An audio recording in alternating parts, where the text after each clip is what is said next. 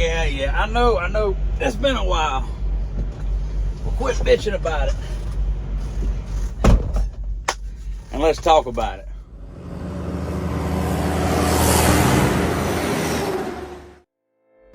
And I'm going to just start from the beginning. You know, about a year ago, July last year, I bought my truck. Got a video on that. Went to USA Truck.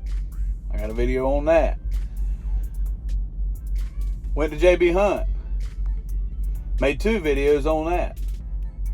One was don't bring your truck to JB Hunt, which I stood behind based on my reasons, and I didn't take it down because even though things got better, as you could have seen in my second video, JB Hunt round 2, that things did get better. But I did an old bait and switch with a dedicated run that virtually didn't really exist. And I ended up having to run their load board, which at the time I was fine with my load board over at USA Truck. Come to find out, JB Hunt did have better freight. They had a better fuel discount by a lot. And I made more money at JB Hunt than I did at USA Truck. But there were some things that it just didn't sit right with me. They would have us shut down based on weather reasons. And I understand that. I'm not mad at them for it. But they have us shut down for weather reasons in the wintertime. And they'd say if you're going into Arkansas or Ohio or Missouri or Illinois or whatever, and you're off this interstate, south of this interstate, north of this road, around this area, whole state shut down. You can't roll. Otherwise, you're in breach of your contract, and you are effectively going to be terminated from your IC relationship with JB Hunt if you roll. And it aggravated me. Now, this is where I'm going to interject for any of you super truckers out there that want to say there ain't no load that's worth your life. I'm talking about they would shut down states preemptively for weather concerns that may or may not happen. I'm not talking about me driving in an ice storm, giving everybody the finger. Now, again, I don't hold any fault to them, but in this business, there's 2 things that no matter what you do, where you go, who you drive for, what you roll, I don't care if you're in a long-nosed Pete, a cab over, or an old plastic toy made in Mexico like I drive this Freightliner. You're going to be under the thumb of the government, and you're going to be at the discretion of your shippers and receivers. Always. And I wanted to put myself in a position where I controlled as much of everything else as I possibly could. And so I made the decision I was going to go off on my own. And so now I'm rolling under my own authority. And got my own plates, got my own numbers. My name and numbers are on the side of the truck. For better or worse, that's the decision I've made. So far, it's been a blast. Just, I don't know, probably just a few weeks after I plated my truck, put my stickers on, I was rolling for a buddy I know that owns a trucking company up in Pennsylvania. Dedicated run for 2 straight weeks. Made good money, had a good time doing it. Didn't even have to pull from a load board or anything like that. Just ran for 2 weeks straight with him. Had a blast. Pull a pneumatic tanker freight.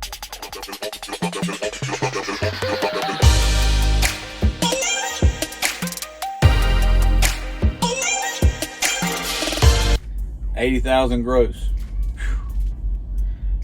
Every time, because he gets paid by the ton hauling concrete powder. But I had a blast doing it.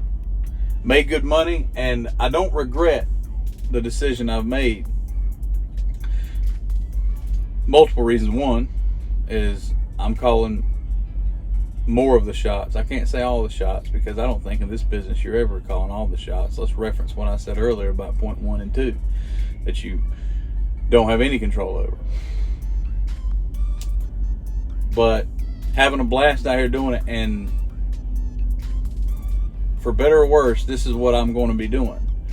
And right now, even hooked up right now, I'm hooked to a JB Hunt trailer, pulling the same freight for the same customers I was pulling for before, just at a higher rate. But that's what I've been doing. I've been putting all that together now in the last few months since I spoke to you last about how JB Hunt was going. Obviously didn't leave JB Hunt on bad terms. I'm just now pulling for them as a carrier instead of an independent contractor. I'm pulling with my plates and numbers and not theirs. And I don't just pull for JB Hunt. I pull for whoever I want to pull for and whoever I can get a bid on for whatever load fits my needs. If it's with Schneider, if it's, like I said, I have friends that have their own companies hauling, not private freight, but with their clients, and they just kind of contract me to pull them and stuff they're already contracted to do, kind of. They're feeding the table, I guess you could say, and I'm sitting at that table. Now we're rolling. It's Bigginz Trucking, and that's what I'm doing. And I've said it a million times. Don't let anybody else, no matter what it is you're doing, don't let anybody else tell you that what you're doing is wrong. You could tweak what you're doing to make it a little better, and if you have someone that respects you as a person, then they'll approach you correctly with that advice. And other than that, the rest of it's just toxic noise. If you're a company driver and people that are buying their trucks are talking shit to you because you're just a company driver, well, tell them to kiss your entire ass, because you're comfortable doing what you're doing, making the money you need to make for your family.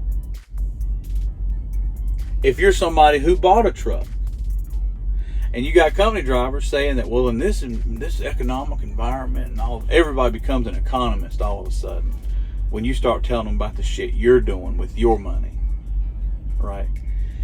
Well, the freight's dropped, fuel's too high, ain't you scared? You tell them to kiss your entire ass and let them roll for the company they want to roll for, and you'll roll for the company you want to roll for, even if that company's got your name in it. Too many people out here minding everybody else's business. The best advice I can give you, and I've said it one time before, is you build the ark and let the rain do the talking. Period.